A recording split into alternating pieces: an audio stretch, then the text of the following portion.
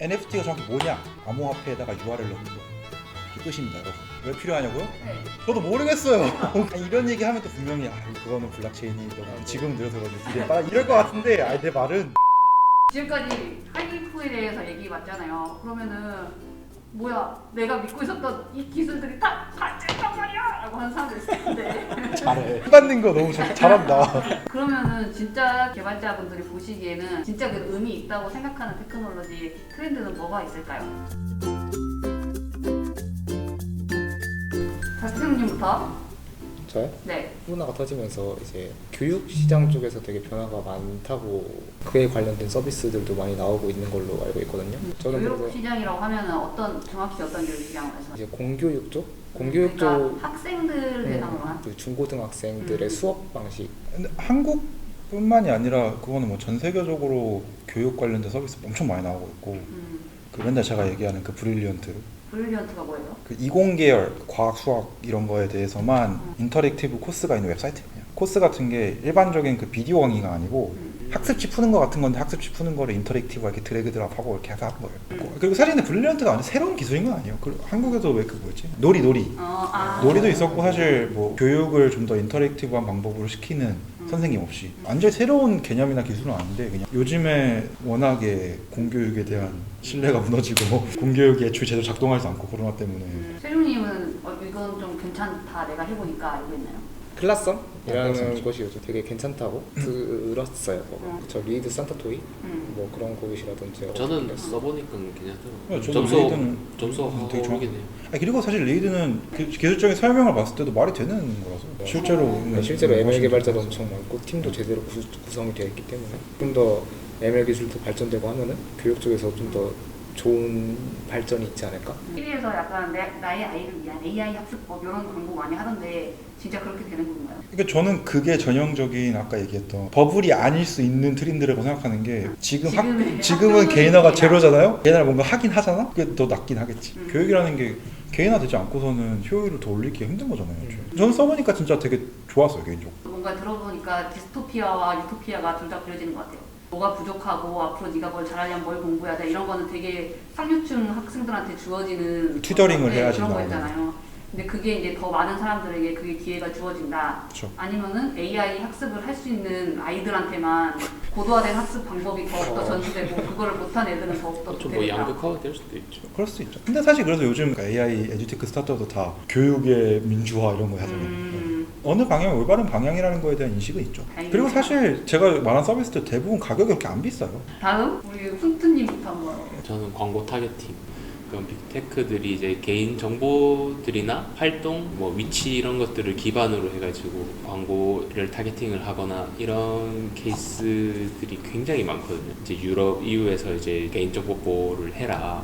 애플도 마찬가지로 이제 그에 따라서 상응하는 조치를 하고 있는 상태고, 뭐 구글도 그거는 마찬가지이기 때문에 그러면 점점 더 이제 광고를 타겟팅할 수 있는 방법이나 퀄리티라든지 그런 것들이 굉장히 축소된단 말이죠. 어떤 회사가 더 광고를 잘 타겟팅을 해줄 수 있을 것이냐가 더 중요해진다는 거죠. 방법이 좀 지금 좀 실마리가 나오고 있나요? 시도를 하는 것들은 이미 있죠. 뭐 예를 들어 뭐 오프라인 기반으로 RFID 같은 거 하는 것도 있고 와이파이 잡으면 와이파이 기록해가지고 하는 것도 있고 아직까지는 그래도 개인화 광고는 인스타그램이나 페이스북만큼 되는 데가 없으니까 디지털 마케팅 시장이 사실 돈이 줄어들지 않거든요. 코로나 시작하고 나서 디지털 마케팅에 쓰는 돈은 계속 증가하고 있거든요.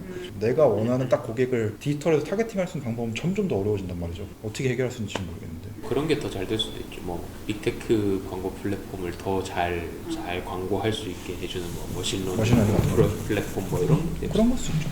또 이 얘기에서 연결해서 소셜미디어 한번. 소셜미디어 얘기를 해야겠죠. 네. 소셜미디어 회사의 담배 회사화. 그러니까 소셜미디어가 사람들한테 정신건강에 안 좋은 걸 모두 알아. 특히 10대 여자에서는 자살률을 몇 프로씩 높이느니 뭐 난리도 아니거든요. 하지만 모두 써. 모두 그리고 그거를 우리가 딱히 맞게 하기는 어려워. 그게 더 나아질 것 같지 않고 제 생각에는 태생적인 한계를 가지고 있고 그게 극복이 안 되는 것 같아요. 어떻게 해도. 그걸 뭐 익명으로 만들어보고 뭐 좋아요 버튼을 없애보고 그래도 사람들이 소셜미디어를 썼을 때 막 본인들이 불행하다고 느끼고 이런 건 해결이 안 되잖아요. 또 하나는 애초에 퀄리티가 좋아지기가 힘든 플랫폼이라는 거예요. 소셜미디어가 애초에 광고로 돌아가는 플랫폼이기 때문에 광고를 많이 보게 하기 위해서 그 미디어를 오래 보는 컨텐츠를 계속 보여주고 싶어 하지, 정말 깊이가 있고 그 어떤 지식이 꽉 차 있는 컨텐츠 보여주고 싶어 하지 않잖아. 아무도 클릭 안 해보잖아. 소셜미디어 아예 안 쓸 수는 없는 건데, 소셜미디어가 나쁜 건 모두 알기 때문에 어떤 형태의 미디어를 만들어야 소셜미디어를 대체할 수 있냐에 대한 이야기가 더 많이 나올 것 같아요, 개인적으로. 대표적인 예시로 미국에서는 아예 광고 모델을 안 쓰는 거, 뉴욕타임즈나 월스트리트저널 그냥 아예 구독으로 먹고 살려고 어떻게든 구독시키려고. 근데 그래서 잘 되고 있나요? 구독을 잘 벌어요. 네. 아, 네, 잘 벌어요? 뉴욕타임즈나 월스트리트는 성공한 케이스예요. 물론 실패한 회사 줄로 매우 많은데, 서브스택 같이 개인 크리에이터가 이메일 뉴스레터를 돈 받고 보내는 거. 뭐 유튜브만 해도 그렇고, 유튜브도 사실 아예 프리미엄 멤버십 같은 걸로 광고 안 받고 그냥 하는 경우도 있으니까 소셜 미디어를 대체하는 무언가, 많은 가능성이 있고 많은 시도가 있을 것 같다고 생각합니다. 버추얼 인플루언서 누가 잡았습니까? 맞아요. 하세요. 개인이 얼굴을 드러내고 활동하기에는 굉장히 제약이 많은 세상이다 보니까 이제 부캐 같은 개념으로 이제 버추얼 인플루언서들이 굉장히 많이 나타나지 않는, 아니면 아예 상인물, 존재하지 않는. 존재하지 않는 인물들이 지금도 있으니까요. 저는 개인적으로 부정적이라서, 실제 있는 사람들이 가상으로 매핑을 해서 하는 건 뭐 상관없는데 아예 완전히 가상을 만드는 건 저는 그거는 별로 크게 유의미하지 않을 거라고 생각해요. 그 말씀하신 대로 실제 사람이 버추얼의 껍데기를 쓰고 하는 거는 제일 것 같아요. 약간 미국에서 지금 그런 프로그램도 있지 않아요? 꽤 있죠. 미국이었나? 유튜버도 많아요. 유튜버도 완전 유튜브로 많고. 자기 방에다가 3D 매핑을 다 해가지고 자기 방 전체를 3D로 하는 사람도 있어요. 맞아요. 사람들은 보기만 좋으면 됐지. 불편한 진실을 까보고 싶지. 아니 근데 나는 그래도 그 사람의 실물을 사람들이 궁금해하긴 할 것 같아요. 그리고 그럴수록 오히려 그 진실된 그걸 더 갈망하게 될 것 같아요. 저는 사실 그렇다고 생각하지는 않는데, 근데 그러니까 저는 사실 그렇다고 생각해요. 저는 버추얼로 하는 거는, 그리고 사람들이 원래 하던 것과 연장선상이 있다고 생각해요. 네. 그러니까 유튜버도 그렇죠. 그렇고 연예인도 그렇고 우리가 보고 싶은 걸 보는 거거든요. 그 사람이 실생활에서 그런 사람이 모르잖아. 그건 안 그런 사람도 많지만.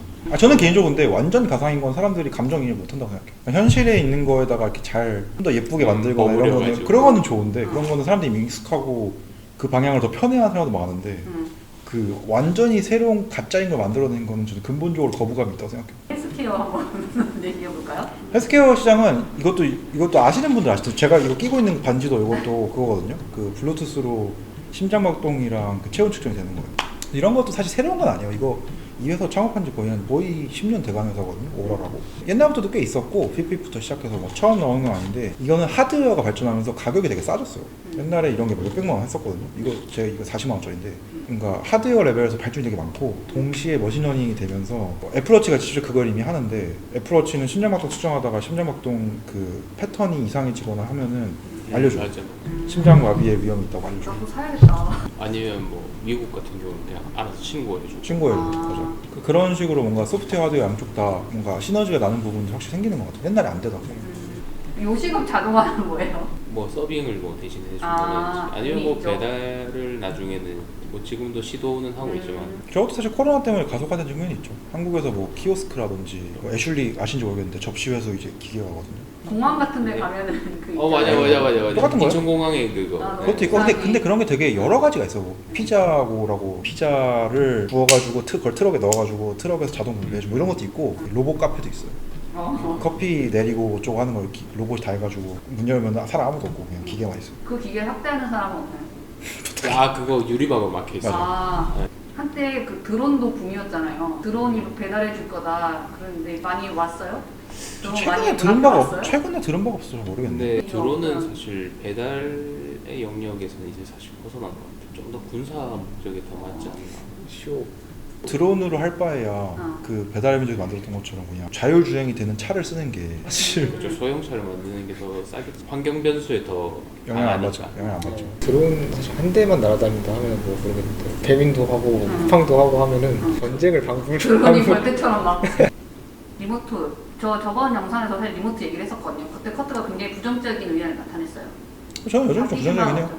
다 같이 사무실에 꼭 같이 있어야 된다는 그게 무너지는 거. 그거는 많이 진행됐죠. 뭐 사실 제가 그거 영상 찍은 이후랑 지금이랑 비교해봐도 완전히 풀리 리모트로 하는 회사가 훨씬 많아졌고, 그리고 그런 툴도 진짜 많아졌고, 제가 개인적으로 리모트를 좋아하냐랑 별개로. 이거는 코로나가 끝나봐야 되지 않을까. 코로나 끝나면 돌아올 것이다. 완전히 돌아오진 않더라도 어느 정도까지는. 근데 사실 출근을 하냐 안 하냐의 문제보다는 국경의 문제가 더 큰 것 같아. 그러니까 내가 굳이 미국을 가지 않아도 뭐 미국 회사를 다닐 수 있는 기회가 더 많아질. 그런 거 있죠. 코로나가 끝나봐야 한다 생각은 해요. 그러니까 대기업들 중에서도 진짜 코로나만 끝나면 강제로 출근시키려고 벼르고 있는 회사 많거든요. 그렇죠. 기존에 굳이 사무실에 꼭 다 나올 필요가 없는데 나오던 회사들이 이번 기회부터 그렇죠. 안 나올 수는 있겠죠. 머신러닝 관련해서 이야기를 해보시면 어떨까요? 짧게 얘기하면은 머신러닝은 이미 머신러닝 회사라는 게 존재하는 그 윈도우랄까? 이걸 벗어났어요. 이제는 그게 머신러닝으로 했는지 아닌지 알 바 아니고 기존에 못하던 걸 할 수 있는 소프트웨어를 만드는 회사인 거예요. 그러니까 예를 들자면 CS인데 완전 사람인 것 같은데 그 AI여가지고 뭐 인건비 제로로 할 수 있어. 뭐 몇만 명을 동시에 할 수 있어. 그런 회사가 나오면 그걸 ML 회사라고 하지 않죠. 그 CS 회사죠. 머신러닝 그 자체로 뭐 한다기보다는 그거를 패키징된 어떤 소프트웨어로 파는 회사들이 저는 많이 생길 거라고 생각 이미 많아요 사실. 가령 어떤 회사? 그 흑백 그림을 올리면 네. 이제 그 그림을 채색해주는 보고 거. 채색해주는 뭐 그 서비스. 네이버에서 뭐 그런 게 네이버에서 많이 그거 보죠. 맞아요. 네이버 그것도 있어요. 모델이 똑같은 모델로 가는 거. 그 자막 자동으로 생성해주는 그거 그런 이미 것도 있어요. 아, 네, 있어. 어. 네. 그것도 머신러닝이에요? 처음에 머신러닝.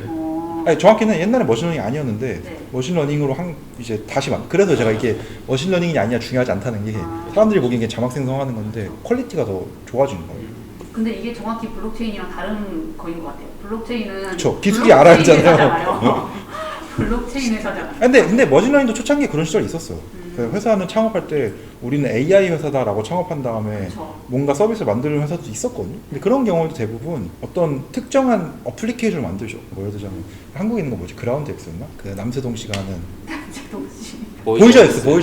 그라운드 X래. 보이저 X에서는 그 이제 ML이랑 머신러닝 관련된 거 전문으로 하는 회사인데 거기서 만들었던 게 그 비디오를 자동으로 편집해 주는 거. 그리고 PDF 따주고. PDF 이미지 파일, 그러니까 사진 찍으면은 텍스트 PDF 바꿔주는 거. 그러니까 그런 게 옛날 됐던 거거든요. 근데 머신러닝 게 훨씬 빠르고 정확한 거죠. 그리고 뭐 아예 뭐 채색하고 이런 거 아예 안 됐었던 거예요. 채색을 자동으로 해주고 이런 건 없었어요. 그런 거는 머신러닝이라서 되는 거고. 그리고 작년에 그것도 있거든요. 그 기대되는 스타트업도 아실 것 같거든요. 하지 말죠. 힘들어. 한국의 스타트업. 그린랩스 좀 그린랩스가 뭐 하네. 농업 그 회사. 농업 그 이번에 투자 엄청 네. 이번에 투자 엄청 많이 받은 거기에. 근데 어쨌든 먹고 사는 데 있어서 네. 제일 중요한 분야. 22년 올해 추천 스타트업 그린랩스. 비욘드 미트. 이런데 항상 가자.